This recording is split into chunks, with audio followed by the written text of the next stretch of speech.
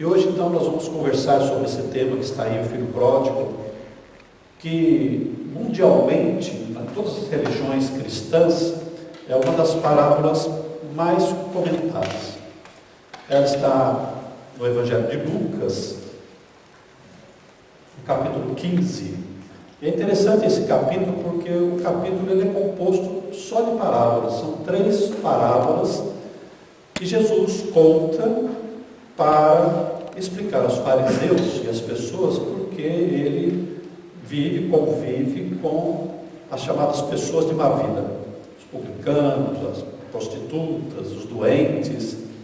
Os fariseus sempre estavam muito incomodados com essa situação. Se era o Messias, se era o libertador, se era o Salvador, por que então conviver com esse tipo de gente? E para dizer que ele não veio para os sãos, mas sim para os doentes, ele conta aqui, dentre outras passagens, essas 3 parábolas constituem na verdade, uma única parábola, um propósito de ensinamento, que são as parábolas dos perdidos. A primeira parábola é a parábola da ovelha perdida, que certamente todos nós conhecemos. A segunda é da dracma perdida. E a terceira é exatamente esta parábola do filho pródigo. As 2 primeiras parábolas têm a ver com as coisas, com os bens. Tipicamente, a parábola da ovelha perdida. A ovelha é um bem, é um patrimônio. E lá, nessa parábola da ovelha perdida, Jesus se refere a 99 ovelhas e uma ovelha que se perde. Na dracma perdida, ele se refere a 10 moedas e uma que se perde. A proporção é de 1%. Mas quando ele vai contar a parábola do filho pródigo, ele vai se referir a 2 filhos. E um se perde. E um de 2 é 50%, é metade. Então essa parábola acabou conquistando um estudo maior, uma preocupação maior. E se as outras parábolas se referem a uma ovelha, que é um animal, a moeda, que é dinheiro, a parábola do filho pródigo tem a ver com nós, seres humanos, os espíritos. Por isso que ela é bastante relevante, por isso que ela merece de nós um cuidado, uma reflexão.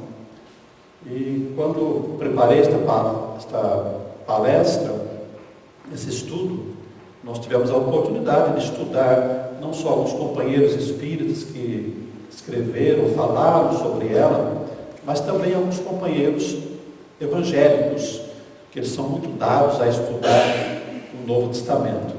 Nós queremos partilhar com vocês as nossas reflexões, para vocês nos ajudarem também a pensar melhor sobre isso. Então nós vamos aqui versículo por versículo, para a gente tentar entender melhor. Certo homem tinha 2 filhos. O homem aqui é Deus, Criador de todos nós, a inteligência suprema, a causa primária de todas as coisas que existem no universo. E Jesus vai dizer que o homem tinha 2 filhos. Por que ele não disse que o homem tinha um filho que se perdeu? Por que ele não disse que tinha 3, 4 filhos e um deles se perdeu? Então nós podemos imaginar aqui que talvez Jesus quisesse dizer sobre a grande dualidade que nós encontramos na nossa vida, o bem e o mal, a sombra e a luz.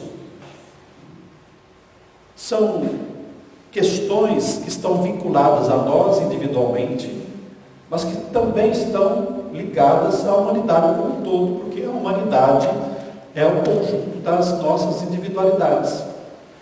Então o bem e o mal estão em nós, a sombra e a luz estão em nós, e estão, de uma maneira geral, em toda a humanidade. Quando nós olhamos o conjunto, nós vemos crimes, nós vemos violência, vemos agressividade, vemos coisas ruins. Mas nós temos que perceber que na humanidade também tem coisas boas. Assim como nós, em nós, também nós encontramos qualidades e imperfeições, sombra e luz. Isso nos ajuda a olhar para o próximo com outros olhos, ver a bondade que existe no coração do próximo, a parcela de amor que existe no coração do próximo, que é aquela semente que Deus colocou em nós, lá na origem. Então os 2 filhos significam isso.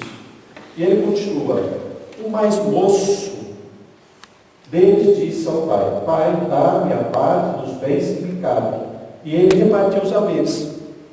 Por que ele não disse o mais velho? Disse o mais moço, mais jovem. E aí nós podemos nos reportar a nós mesmos. O mais jovem, o adolescente, normalmente é aquele mais impetuoso, é aquele mais irresponsável, é aquele mais ambicioso às vezes, é o mais às vezes revoltado. Quantas vezes nós vemos na adolescência isso? A revolta dos nossos filhos contra os pais. Então, mais moço significa espiritualmente aquele espírito mais infantil, mais extinto, mais preso ainda às coisas da terra, aos valores da terra. Por isso que ele se refere ao mais moço. E ele se dirigiu ao pai e disse: Dá-me a parte dos bens que me cabem. Ora, se nós imaginarmos que um filho chegue para nós e diga assim: Pai, me dá a minha parte na sua herança, o que é que nós vamos pensar? O que é que nós vamos falar para ele? Olha, o patrimônio é meu. Quando é que nós nos tornamos herdeiros dos nossos pais? Quando eles morrem. Quando eles morrem. Muitos estudiosos dessa parábola se dirigem em referência ao mais moço, dizendo que o propósito do mais moço era que o pai morresse. Eu não vou chegar a tanto, porque na nossa adolescência, na nossa infantilidade, nós às vezes estamos ambicionando outras coisas. E não que significa que o fato de eu pedir a herança para o meu pai, eu estou querendo que ele morra. Muitos jovens querem a contribuição dos pais para terem vida própria. Mas com certeza aqui, nós podemos imaginar que este jovem tinha um egoísmo dentro dele. Porque ele, ao invés de ficar trabalhando com o pai, ele já começou a querer desfrutar de tudo aquilo que o pai poderia dar para ele. E então o que faz o pai? Às vezes nós, os pais humanos, iríamos recusar. Espera aí, tudo isso que eu tenho aqui é meu. A casa é minha, a cama que você dorme é minha. Tudo que você tem eu comprei com o meu dinheiro. Então isso é meu. Você não vai se apoderar disso por enquanto, só depois que eu morrer. Mas o que faz o pai, que é Deus? Ali estão. Ele repartiu os haveres, significando que Deus é o provedor universal. Ele nos dá tudo aquilo que nós precisamos para a nossa vida, para o nosso crescimento, para a nossa evolução, até alcançarmos da ignorância à perfeição, à purificação. Deus nos dá tudo antecipadamente. Já nos deu o potencial das virtudes que nós precisamos desenvolver, que vamos desenvolver até nos tornarmos felizes. Dá todos os meios, todos os recursos de vida, nos dá um corpo, nos dá uma família, nos dá as condições de trabalhar aqui na terra, nos dá o oxigênio, nos dá o ar, nos dá a natureza. Ele é o provedor universal. já nos concede tudo aquilo que nós precisamos. E aqui, nesta passagem, ele reparte. Ou seja, ele não deu só para o filho mais novo, ele deu para ambos os filhos, que é o que Deus faz para com todos nós. Ele não dá com exclusividade para um de nós, para um dos seus filhos. Ninguém é privilegiado na criação divina. Todos nós recebemos com igualdade. Todos nós temos as mesmas oportunidades de crescer, de melhorar e de ser feliz. Não há anjos criados por Deus. Os anjos, os espíritos puros, nada mais são do que espíritos que foram criados simples e ignorantes, que evoluíram até alcançarem um dia essa condição. Pronto. Deus é justo, misericordioso e bom. Trata todos nós com igualdade. O livro dos Espíritos vai falar que é do átomo ao arcanjo, porque o arcanjo já foi átomo. Ora, tudo para Deus tem importância. A mínima partícula material, espiritual, ou anjo, pequeno planeta ou grande planeta, os grandes sóis, tem para Deus o mesmo valor, porque tudo é criação, tudo é filiação dele mesmo. Então Deus vem fazendo isso, repartindo com todos igualmente as suas possibilidades amorosas. Passados não muitos dias, o filho mais moço, ajuntando tudo que era seu, partiu para uma terra distante, e lá dissipou todos os seus bens, vivendo dissolutamente. Aqui nós vamos ver a característica do egoísmo do mais moço, que tem a ver com o egoísmo que ainda todos nós carregamos. O egoísmo é a principal chaga do homem no processo de evolução.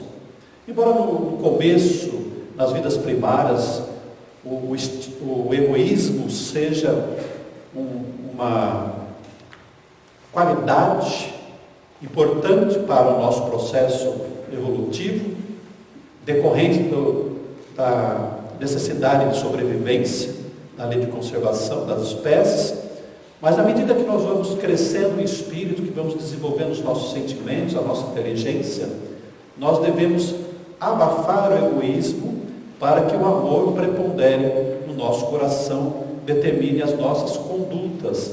Mas aqui o filho juntou tudo e partiu para uma terra distante. Então às vezes nós podemos querer o dinheiro dos nossos pais para abrir um negócio aqui próximo. Não, pai, eu não quero ser lavrador, porque o pai aqui na parábola era um fazendeiro, era um lavrador. Não, pai, eu não quero ser um lavrador, eu quero sair do sítio, eu quero ir para a cidade, eu quero fazer algo diferente, eu quero estudar, eu quero trabalhar em algo que me agrade. Mas aqui o filho mais moço juntou tudo e foi para uma terra distante.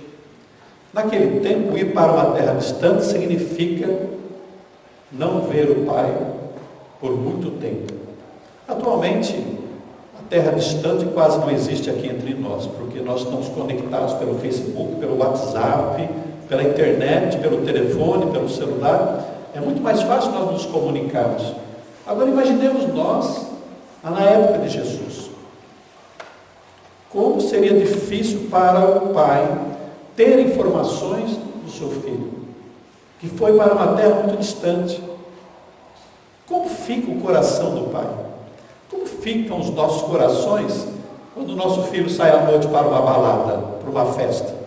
Nós já não ficamos angustiados? Muitas mães, muitos pais nem dormem à noite esperando o filho chegar. Agora imaginemos aqui o pai, cujo filho vai para muito distante. Ele não está, o filho, nem um pouco preocupado com o sentimento, com a dor que iria causar no pai. Ele estava preocupado consigo mesmo, que é a característica do egoísmo. O que é egoísmo? Egoísmo é o amor a si mesmo, centrado na pessoa, centrado no ego. É amor ainda, mas é amor exclusivo para mim mesmo. E então ele estava querendo se afastar do Pai, não valorizando a criação, não valorizando o amor que o Pai lhe deu, trabalhando ali, criando patrimônio, dando casa, dando comida, dando roupa. E lá ele dissipou todos os seus bens e viveu dissolutamente. Se nós imaginarmos que ir para uma terra distante significa o nosso afastamento de Deus, todas as vezes que nós nos afastamos de Deus, nós corremos o risco de nos derivarmos para o mal, nos derivarmos para a sombra e, por consequência, ao sofrimento. Diz o Livro dos Espíritos que o homem só é feliz ou infeliz quando cumpre ou descumpre a lei de Deus. Afastar-se do Pai e ir para uma terra distante é afastar-se das leis divinas, afastar-se da lei do amor, afastar-se da lei do bem. E todas as vezes que nós derivamos para o crime, derivamos para o mal, nós atraímos as consequências, porque todos nós, pela lei divina, somos compelidos à expiação e à reparação, principiando pelo arrependimento.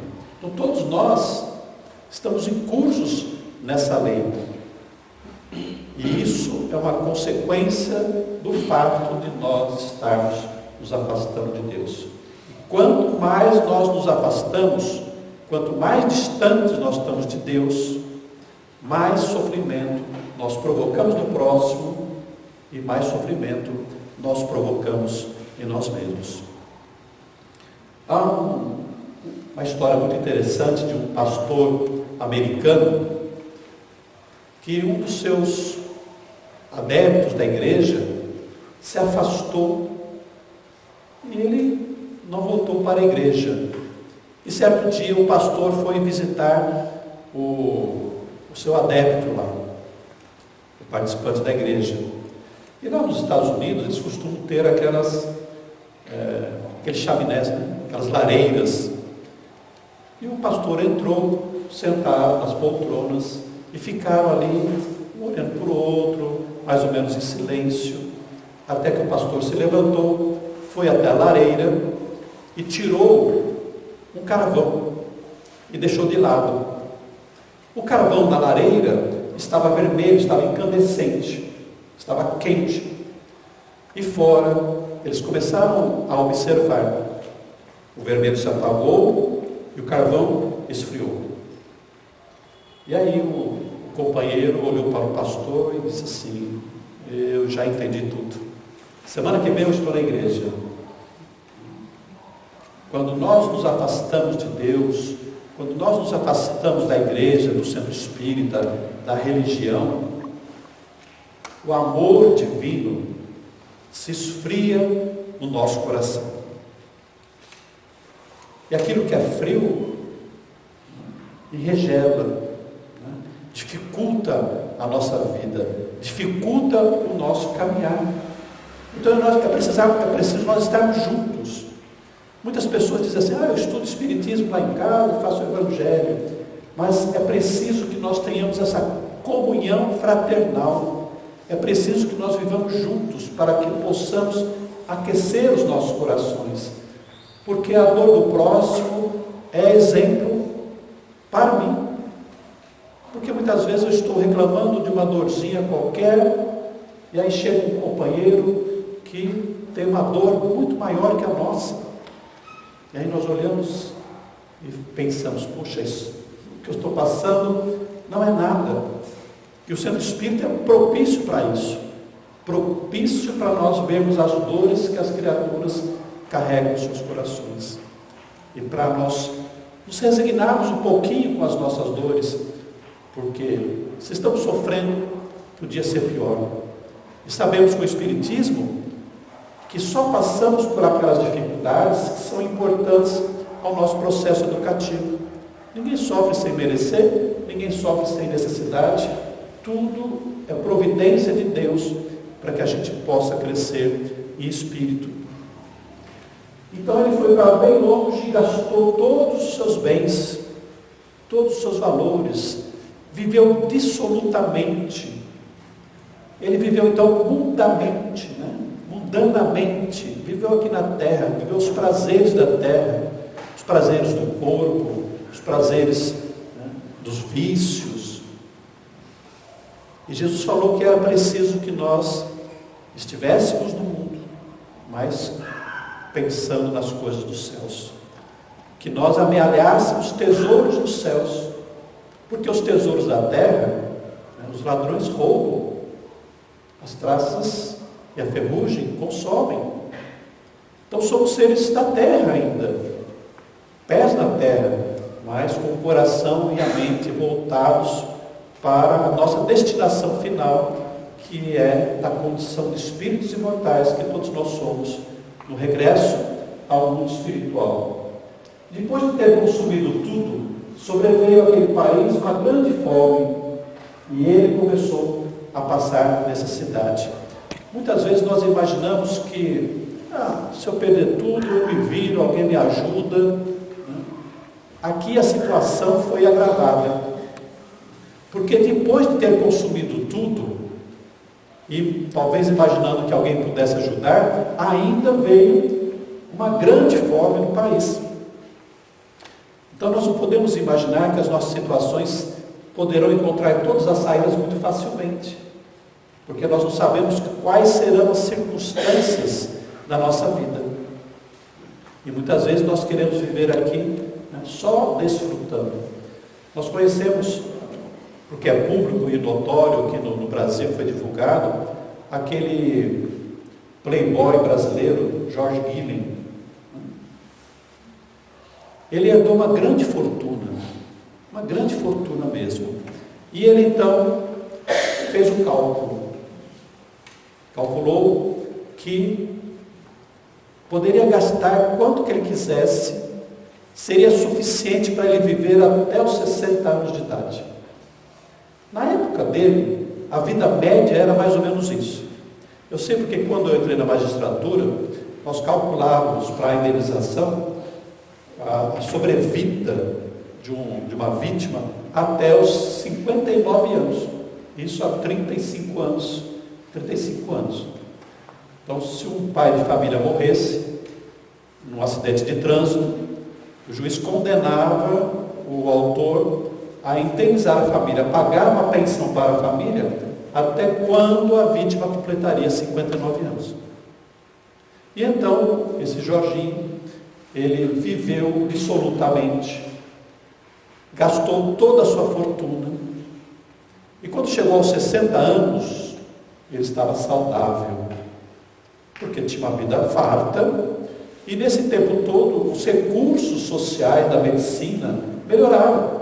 E hoje a vida média do brasileiro, mulher parece que é 72 anos, o homem mais ou menos 70 anos, e ele, na última entrevista que ele deu na televisão, ele estava vivendo num apartamento emprestado por um amigo. Os valores da terra devem ser bem aproveitados por todos nós, com prudência, com cuidado, sempre pensando que tudo que temos na terra são empréstimos de Deus. Como na parábola, tudo que o jovem tinha, que os filhos tinham, era um patrimônio do pai, não era dos filhos, tudo era emprestado. E aqui na terra, tudo é emprestado para nós, até o nosso corpo. Por isso a importância de nós cuidarmos do nosso corpo. Deus nos deu, por intermédio dos nossos pais, para que nós possamos estar aqui, trabalhando na reencarnação e nos tornarmos espíritos melhores. O nosso corpo, os nossos valores materiais, até mesmo os nossos amigos, são empréstimos divinos, dos quais nós temos que prestar contas daqueles talentos que nós estamos usando a empréstimos de Deus. Então ali, ele começou a passar uma grande necessidade. E é interessante porque muitas vezes nós precisamos chegar ao fundo do poço estar muito necessitados, sofrendo bastante, para depois nós começarmos a pensar novamente em Deus, para nós tentarmos voltar para Deus. A gente quer usufruir de todos os prazeres da terra, e enquanto nós ainda temos recursos, nós não pensamos muito em Deus, nós não pensamos muito em espiritualidade. Quantas vezes nós ouvimos as pessoas dizer assim: eu vou pensar em ir para a igreja só depois que eu me aposentar, só depois que estiver velho, agora eu sou moço, eu quero aproveitar a minha vida. Às vezes nós não chegamos ao fim da vida. Quantos jovens desencarnam, morrem? Quantos de nós ficamos doentes, inválidos? Nós. Enquanto nós temos saúde, é preciso aproveitar para o desenvolvimento das coisas espirituais. Enquanto nós estamos com a mente equilibrada, é o momento de nós estarmos adquirindo virtudes. Como é que nós podemos enfrentar uma doença se não tivermos resignação e paciência?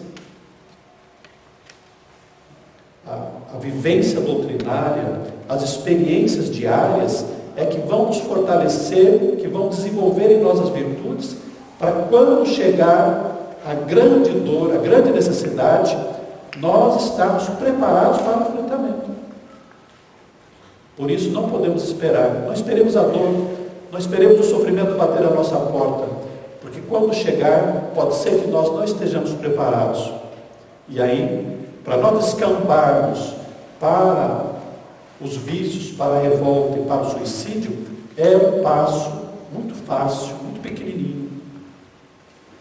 Então, ele foi e se agregou a um dos cidadãos daquela terra, e este o mandou para os seus campos a guardar os porcos.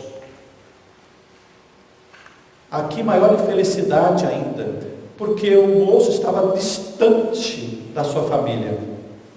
Ele não tinha com quem se amparar, onde se agarrar para sair da sua grande necessidade. Encontrou apoio num cidadão, alguém que o ajudou de alguma maneira, sabe-se lá o motivo, porque ele não era, esse cidadão não era tão caridoso assim, ele não era um judeu, tanto que o deixou guardar os seus porcos. Cuidar de porcos para os judeus era uma coisa imunda. Eles não se davam a isso, porque o animal para o judeu, o porco para o judeu, era um animal imundo.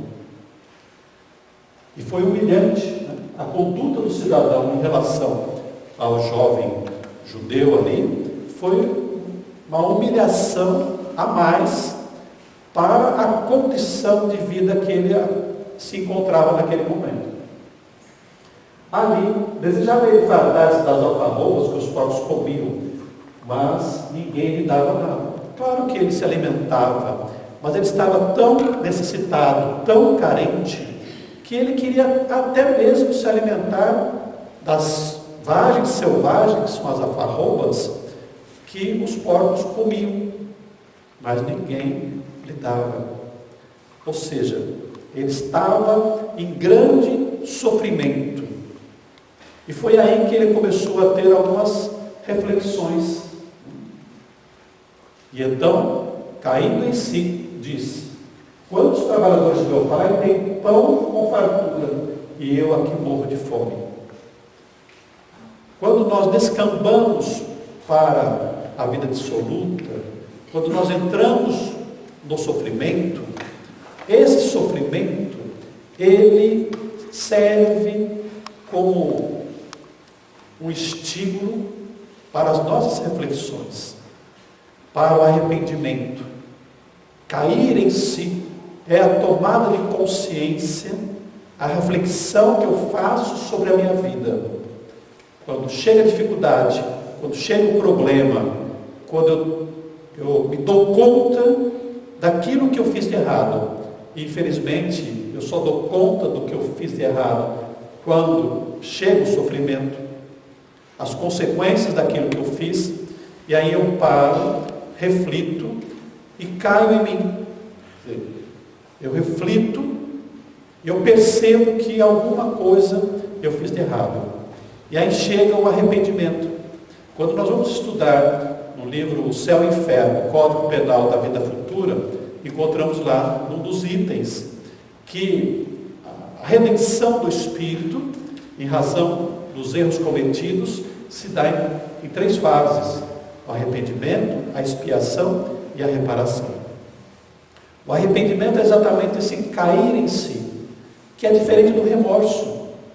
O arrependimento é o start que leva a criatura a caminhar adiante para a expiação e para a reparação. O remorso, ele interrompe este processo, porque a criatura fica ali na culpa, na autoculpa. Ele fica se recriminando por aquilo que ele fez e não caminha adiante. O arrependimento tem por objetivo impulsionar a criatura para o bem, para não errar mais. Mas o remorso faz com que a criatura permaneça ali patinando, quando o propósito é nós nos levantarmos da queda e caminharmos adiante na nossa trajetória. Imaginemos aí que a gente pega o caminho errado. Estamos dirigindo pela estrada e erramos o caminho. Dali a algum tempo nós percebemos que erramos.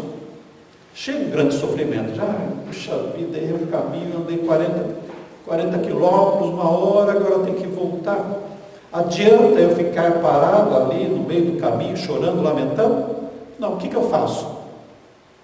Dou meia volta e sigo pela estrada. Será fácil? Não, não será fácil. Se eu vir muito rapidamente, na percepção do tempo, o meu retorno é sempre muito mais difícil, demora mais e eu gasto mais combustível para retornar ao meu caminho. Mas eu sei que eu tenho que voltar. E assim também deve ser em relação a nós. Nós precisamos voltar aos caminhos certos quando nós erramos. Porque o caminho certo, ele é mais tranquilo, ele é mais sinalizado, a pista é melhor. Todo atalho que nós tomamos é sempre um atalho perigoso, que nós não sabemos para onde nós vamos. Há uma história muito interessante contada por Silveira Sampaio, numa das obras da Zíbia Gasparetto, daquelas primeiras que ela publicou, e que ele conta que ele entrevistou no plano espiritual um juiz. O Silveira Sampaio, ele era um repórter, tinha um programa de televisão no Rio de Janeiro, e ele, depois que desencarnou, resolveu prosseguir com essa atividade, e ele então foi entrevistar um juiz, dentre outras profissões. E ele pediu ao juiz que contasse um caso que fosse muito interessante, muito significativo para o juiz. E o juiz então contou que ele julgou o caso de um homem que surpreendeu a mulher com o amante em adultério, pegou a arma e matou os dois. E ele foi submetido a julgamento pelo tribunal do júri, num tempo em que uma das defesas em relação a esse tipo de crime era a legítima defesa da honra, que não existe mais, graças a Deus, mas que em geral as pessoas acabavam aceitando, justificando até que nós poderíamos matar o próximo para limpar a nossa honra. E o homem, ele ficou vários anos preso, o assassino. Quando foi levado a julgamento, ele foi absolvido. E o juiz o chamou e disse: o senhor foi absolvido pelos jurados, o senhor pode ir embora. E ele então olhou para o juiz e disse: mas excelência, eu não posso ser absolvido, porque nada justificava eu tirar a vida de 2 pessoas. Meu crime não se justifica, eu não posso ser absolvido. E o juiz disse para ele: sinto muito, mas o senhor foi absolvido. Ele falou: não, mas além disso, eu também havia traído a minha mulher, então eu não posso ser absolvido de qualquer maneira. Aquele tempo de reclusão fez com que ele caísse em si, percebesse os seus enganos. E o juiz então conta que depois de muito tempo, já tendo desencarnado, quis, por curiosidade, saber quais foram os destinos daqueles 3 personagens envolvidos no fato. E ele descobriu que os 2 que foram mortos já tinham perdoado o criminoso, mas que o criminoso não tinha se perdoado. E então sofria amargamente ainda nas regiões inferiores. A consciência de culpa, não devidamente instrumentada pelo Evangelho, pela doutrina espírita ou pela consciência correta, fez com que ele ficasse ali se martirizando, sofrendo, quando Deus não quer o nosso sofrimento. Deus quer que nós sejamos instrumentos do bem, que nós pratiquemos o bem, porque o bem é a única maneira de nós neutralizarmos o mal na nossa vida. O mal não combate o mal, só o bem, como está lá na epístola de Pedro, o amor cobre a multidão dos pecados. Sempre quando nós estamos em dificuldades em relação à nossa vida, a vivência do bem é o caminho melhor para que nós possamos nos reenquadrar na lei de Deus. Praticar o bem todo dia é a nossa solução. Não nos prendemos ao passado, não nos ligamos ao futuro, mas vivemos o agora. Vivemos da melhor maneira possível, praticando o bem, porque o amanhã será exatamente a consequência daquilo de bem que nós fizermos na vida presente. Ele então caiu em si e disse: quantos trabalhadores do meu pai têm pão com fartura e eu aqui morro de fome? Essa é a percepção do que eu tinha e do que eu perdi. Eu tinha saúde e agora estou na doença. Eu tinha dinheiro e agora estou na pobreza. Eu tinha amigos e agora estou sem amigos. Eu tinha família e agora estou sem família. Infelizmente, no nosso estágio evolutivo, nós percebemos o que é certo e o que é errado pelo contraste. Quando nós perdemos, quando nós não temos mais, aí que nós começamos a valorizar aquilo que nós tínhamos. Levantar-me-ei e irei ter com meu pai. Ele direi: Pai, eu pequei contra o céu diante de ti. Aqui, depois do arrependimento, nasceu uma atitude mental. Levantar-me-ei e vou procurar o meu pai e dizer a ele que eu pequei. Este é o primeiro momento depois do arrependimento. Mas não basta nós termos a intenção. É preciso ter uma ação. É preciso ter uma atitude. Nós estamos cheios de ideais, nós estamos cheios de vontade, mas é preciso um esforço, é preciso uma atitude para que nós possamos sair. Então estou ali querendo melhorar, querendo sair da minha dificuldade, mas se eu não agir, eu não vou conseguir. Ele diz ainda: já não sou digno de ser chamado teu filho, trata-me como os teus trabalhadores.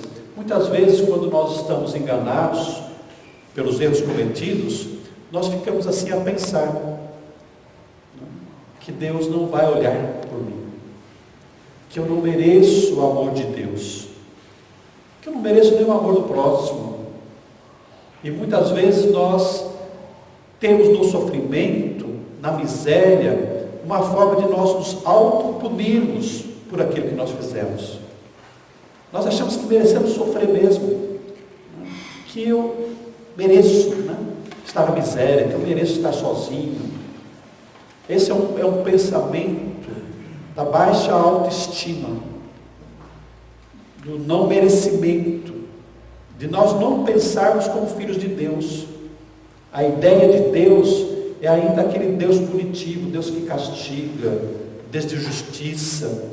Quando Deus, conforme o evangelista João, Deus é amor, Deus é misericórdia, aquele que nos compreende na nossa profundidade, é aquele que nos ama e que nos vai conceder todas as possibilidades para o nosso crescimento. E ele então teve essa atitude. Levantou-se e foi para seu pai. Vinha ele ainda longe quando seu pai o avistou e, compadecido dele, correndo, o abraçou e beijou. Nesse levantar-se, é muito importante nós que somos espíritas pensarmos que nós não estamos sozinhos quando estamos na queda. A literatura espírita é recheada de informações sobre isso. Quantas vezes nós somos assistidos pelos nossos protetores, nossos mentores, anjo da guarda, para que nós nos levantemos. Eles estão ali, né? Sai daí, né? Acorda, melhora, vai para frente, porque a nossa queda, o nosso sofrimento é motivo de sofrimento também para os nossos protetores. Eles se entristecem quando veem o nosso sofrimento, e eles fazem de tudo para nos tirar da situação em que nós nos encontramos. Muitos companheiros espirituais reencarnam junto conosco para nos dar suporte, para nos ajudar na nossa caminhada.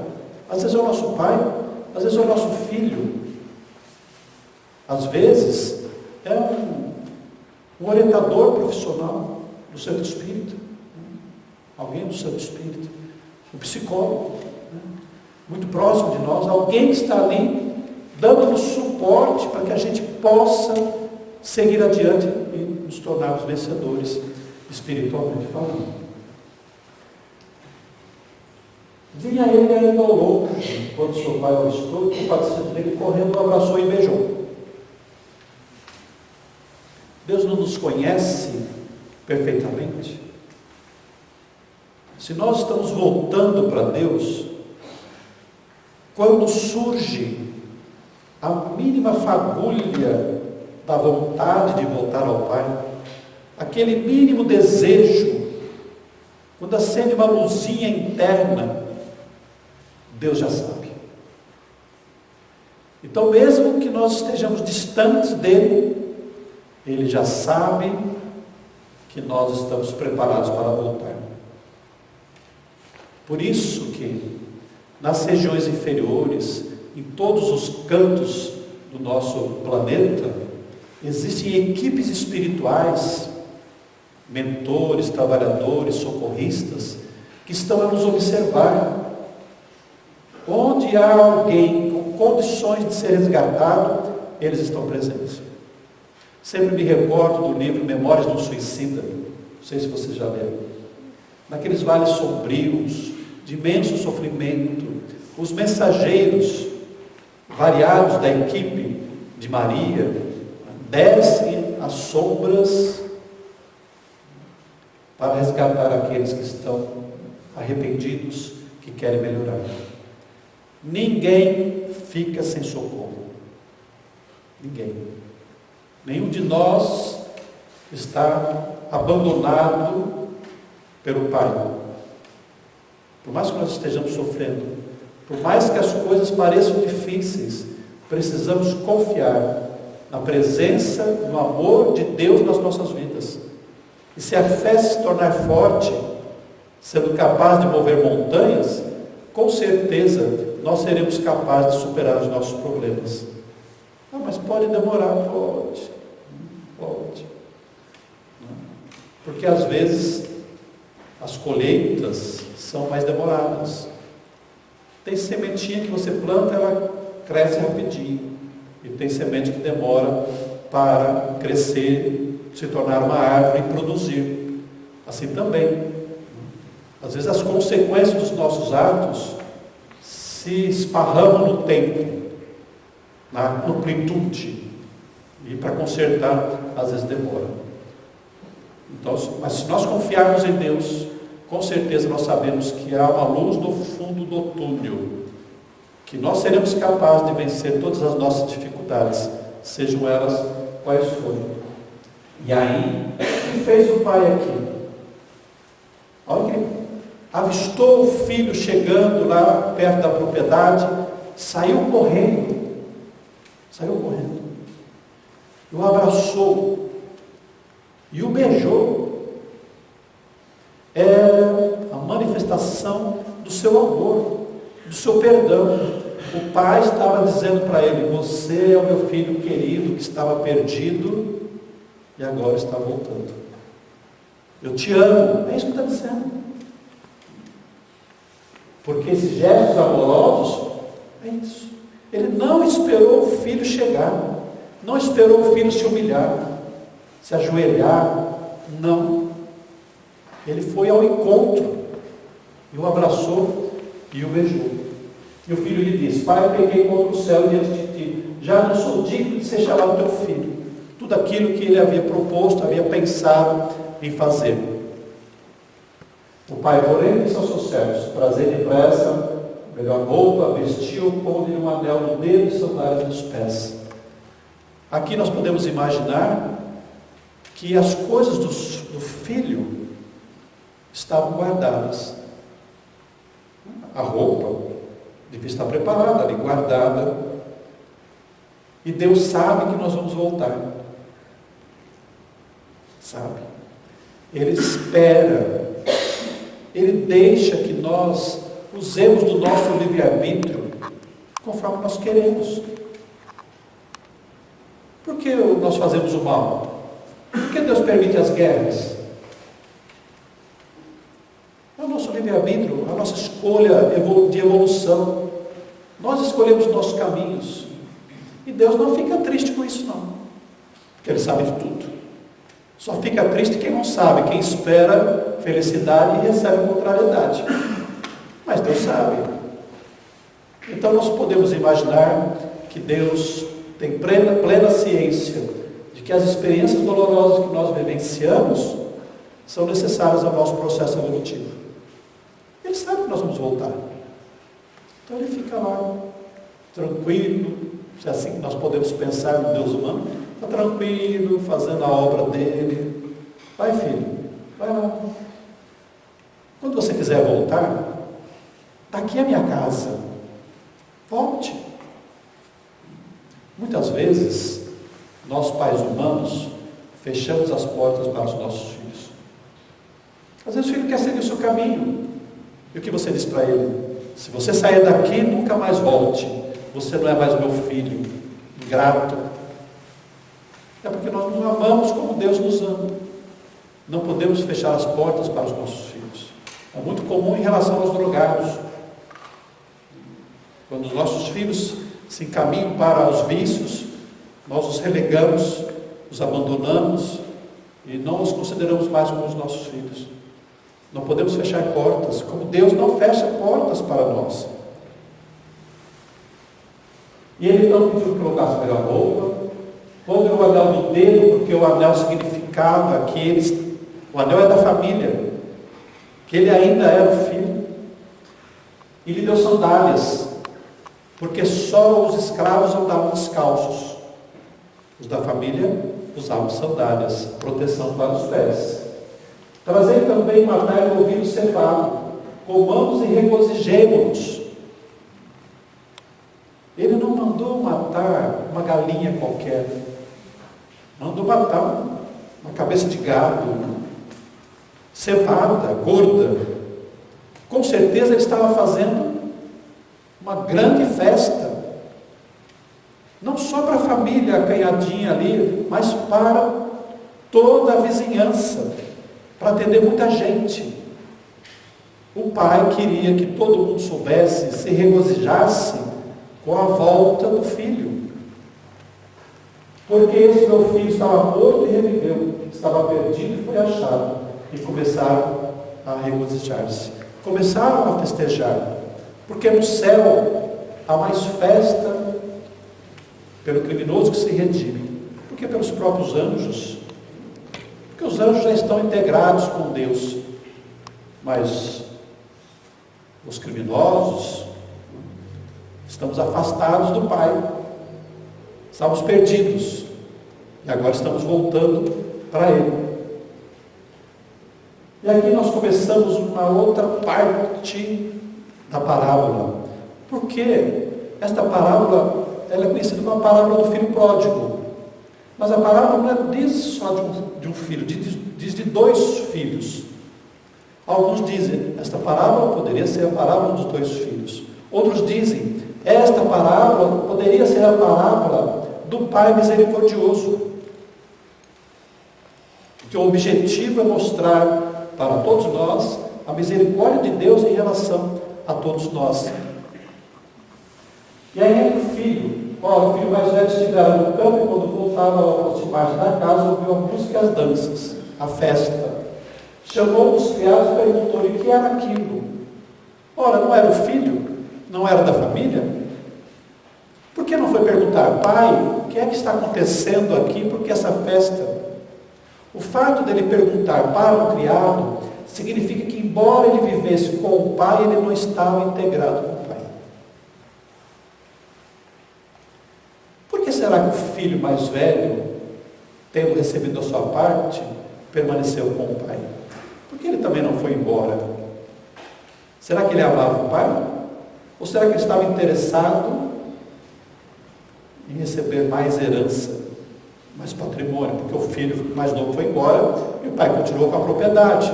Ora, agora sou só eu, só um filho. Será que ele não estava egoisticamente também interessado em mais coisas do pai?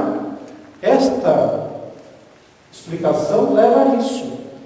Porque se ele tivesse a intimidade amorosa, afetiva com o pai, ele teria que perguntar, mas não, ele perguntou para o criado, escondido ali. E ele informou: veio teu irmão e teu pai mandou matar o novilho cevado, porque o recuperou com saúde. E ele se indignou, olha só, ciúmes, revolta. Ele não queria entrar, saindo, porém o pai procurava conciliar. Novamente o pai misericordioso vai ao encontro do outro filho, revoltado, indignado, ciumento, egoísta também, para propor a conciliação, a reconciliação. Não é isso que Deus pede para todos nós? Amarmos uns aos outros? Nos reconciliarmos até mesmo com os inimigos, enquanto caminhamos com eles? Não é essa a proposta? Do perdão, 70 vezes, 7 vezes, indefinidamente. Conta-se que uma mulher foi conversar com Chico Xavier e disse: Chico, eu não aguento mais o meu marido alcoólatra, bebe há muito tempo, briga comigo. Eu já o perdoei muitas vezes. O Chico disse: mas o Evangelho fala que nós devemos perdoar 70 vezes, 7 vezes. Mas Chico, já perdoei mais de 490 vezes ele. Enquanto o Chico estava ali refletindo sobre o que falava, disse que o irmão apareceu e falou: irmã, o irmão está dizendo que é para perdoar 490 vezes cada ofensa. É indefinidamente, porque o perdão é benefício para nós mesmos. Quando eu perdoo, eu me liberto, mas o outro muitas vezes continua escravizado aos erros cometidos, ao sofrimento. Então a reconciliação é uma necessidade que nós mesmos percebemos isso aqui na Terra. No Poder Judiciário, hoje, atualmente, o juiz é obrigado a marcar uma audiência de conciliação antes de começar o processo. Porque o conflito, ele não é bom para a sociedade, não é bom para nós. Quando nós carregamos a mágoa no nosso coração, é como se nós carregássemos uma sujeira conosco. Por onde nós vamos, nós estamos agarrados àquela sujeira e aquilo nos faz mal. Então, o convite divino é para a nossa reconciliação, é para que nós estejamos vivendo em harmonia, em paz, fraternalmente com o próximo. Às vezes é difícil, às vezes é preciso dar tempo ao tempo, às vezes é preciso que as circunstâncias permitam a aproximação de outras pessoas, para que a gente possa se entender melhor. Mas a reconciliação é necessária. Mas ele respondeu a seu pai: há tantos anos que tecido sem jamais transgredir mal algum tua, e nunca me deste um cabrito, sequer para alegrar com os meus amigos. Aqui ainda nós vemos o filho mais velho se submetendo por um dever, uma ordem. Nós cumprimos ordem por dever. Quantos de nós só usamos o cinto de segurança porque senão somos multados? E ainda hoje, apesar das leis e das multas, nós estamos infringindo a lei usando celulares.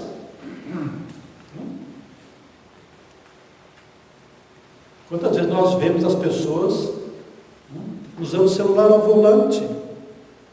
E é uma multa pesada, quase R$250, mais 7 pontos na carteira, nós sabemos que é uma infração, sabemos que tem uma pena e continuamos infringindo. Então ele só cumpria ordens, ele não estava ali com o pai amorosamente, sentindo que aquela fazenda, aquela casa, a família era algo dele também. E nós precisamos sentir isso, que o universo é nosso, nós somos parte integrante, nós precisamos contribuir para a harmonia, para a ordem universal. Não podemos viver apenas preocupados conosco mesmo. Outro dia eu estava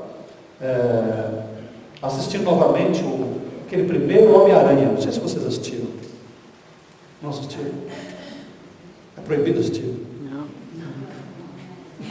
Mas é muito interessante porque o Homem-Aranha, ele vai, depois que ele tem os poderes, ele vai lá lutar para ganhar $3.000. E aí ele ganha, o Homem-Aranha, claro. E quando vai receber o dinheiro, o homem dá $100 para ele. Não, mas o combinado não era esse, o combinado era 3.000, eu quero os 3.000 para você comprar um carro. Tá? E ele falou, não, isso é $100 e esse mesmo vai embora e acabou. E ele então vai embora.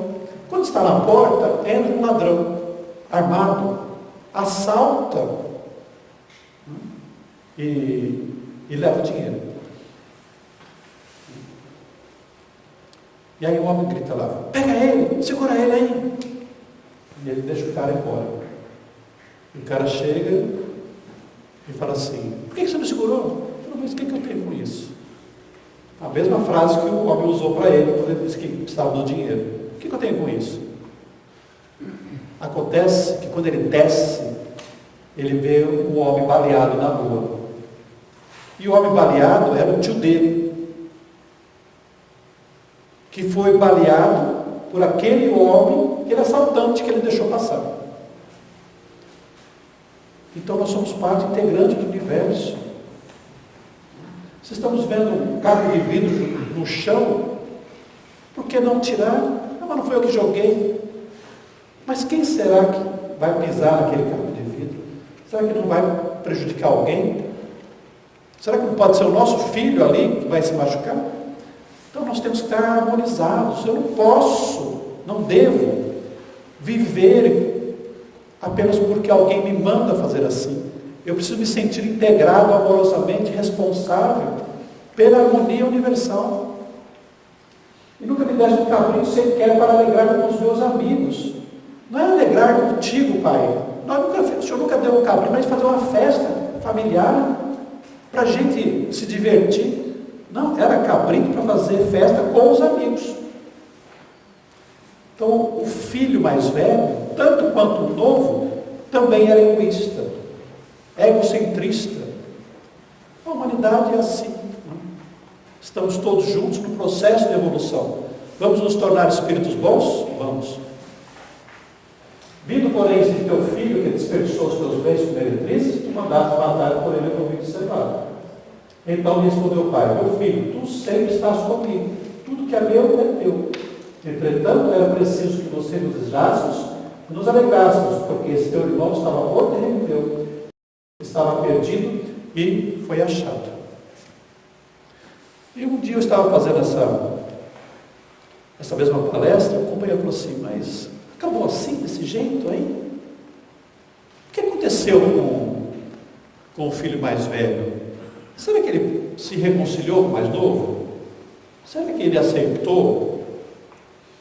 Ficou de bem com o pai também? E eu fiquei, tem razão. Esse é um aspecto que muitas vezes nós não pensamos. Depois de meditar um pouquinho, eu pensei assim, Jesus não terminou a parábola, ou não completou a parábola, porque ele estava deixando uma pergunta para nós. Se fôssemos nós, o filho mais velho, como é que nós nos comportaríamos? Quando o pai nos convida a reconciliação, o perdão, a aceitação do outro. Como é que nós nos comportamos? Será que hoje nós não temos que nos reconciliar com alguém também? Será que o pai da parábola, que é Deus, não está perguntando: bem, vamos nos reconciliar? Todos nós somos, né? Todos vocês são meus filhos. E eu assisti um filme também chamado Esqueceram de Mim. Lindo, né? Mas o importante desse filme para nós aqui é a mensagem do perdão por trás. Porque o menino, ele era vizinho de um senhor, andava de capa, bota, cara meio feia, e ele tinha medo desse homem. E um dia, fugindo dos bandidos, ele entrou na igreja, o menino. E lá de um lado estava o homem sentado ali. E ele, com medo, sentou na outra fileira. E dali a pouco, o homem foi sentar perto dele. Se dirigiu ao menino dizendo: você está vendo aquela menininha ali do coral? Ela é minha filha, minha neta. E eu só posso vê-la aqui. E o menino perguntou: mas por que você só pode vê-la aqui? Ah, porque eu estou brigado com meu filho e ele não me deixa ir lá para vê-la. Então eu venho aqui, fico aqui vendo ela cantar, depois converso com ela. E ele, na ingenuidade da criança, ou na sinceridade, ou na inteligência, porque muitas vezes na criança nós encontramos o espírito mais velho, perguntou: por que você não telefona para o seu filho? E aí, quando nós pulamos para o final do filme, nós vamos ver que a família do garoto retorna no Natal. E as últimas cenas estão ali exatamente olhando pela janela e vendo o Senhor com a garotinha no braço e um casal ao lado, certamente o filho e a nora. A mensagem do Natal, que é a mensagem da reconciliação, é a mensagem do Pai, é a mensagem de Jesus para todos nós, de nós estarmos nos reconciliando uns com os outros, desejando, estando aberto para isso. Às vezes o outro não está, mas não importa. Importa que nós estejamos abertos para a reconciliação, para o perdão, porque Deus sabe das nossas intenções. E se nós orarmos, chegará um momento em que as circunstâncias serão favoráveis para a nossa reconciliação. Então a parábola fica em aberto exatamente para as nossas reflexões individuais, porque chegará o dia que nós seremos convidados a nos reconciliarmos com todas as criaturas com as quais nós convivemos. Muito obrigado, muita paz, foi um prazer.